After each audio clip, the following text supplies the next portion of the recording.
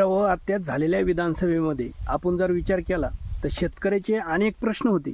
की आज बी आपण कपासीला जर बघितलं तर कपासीला म्हणत असा भाव नाही, म्हणजे कपासी ह्या काही शेतकऱ्याला परवडाना. दुसरी गोष्ट,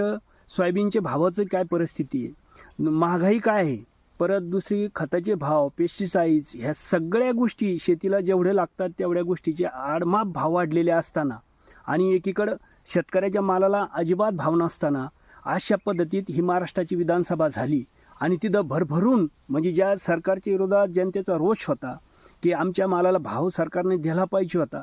अशा पद्धतीमध्ये की शेतकऱ्याचे मुद्देच ह्या विधानसभेच्या इलेक्शनमध्ये आपल्याला दिसले नाही. यांनी जी सत्य परिस्थिती होती याच्यावर पडदा टाकायसाठी यांनी दुसरे मुद्दे हाताळले आणि त्याच्यातून हे राजकारणी लोकांनी म्हणजे ते इलेक्शन लढले आणि जितून आले. पण खरी परिस्थिती पाहता आज लोकशाही जिंकली की नाही जिंकली